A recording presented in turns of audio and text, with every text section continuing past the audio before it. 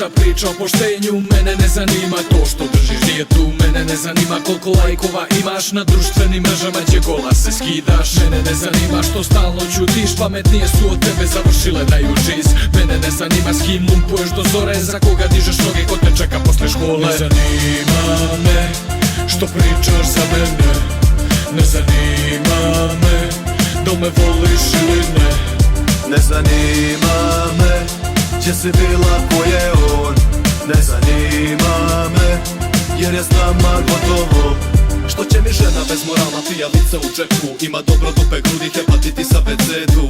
Manekenka sa naslovne strane, leš za kilo šminke s kojom ide na spavanje. Ne traži princa na bijelom konju, no konja na bijelom u novom zonu. A priča da ima kvalitete domaćice u svemu, ko čemu nego takve o poštenju.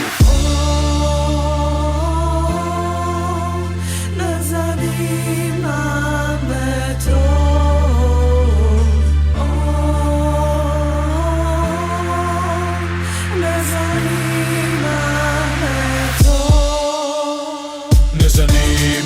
me što pričaš za mene, ne zanima me da li me voliš ili ne. Ne zanima me gdje si bila, ko je on.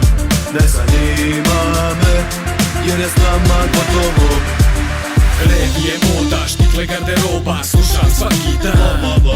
Hotel, restoran, check-in na Instagram, gledam svaki dan. Revije, moda, štikle, garderoba, slušam svaki dan. Hotel, restoran, check-in na Instagram, gledam svaki dan.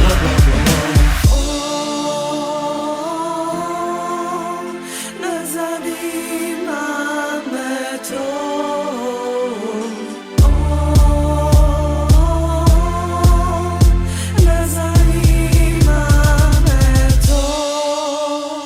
Ne zanima me što pričaš za mene, ne zanima me da li me voliš ili ne.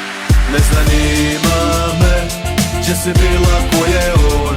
Ne zanima me jer je s nama gotovo.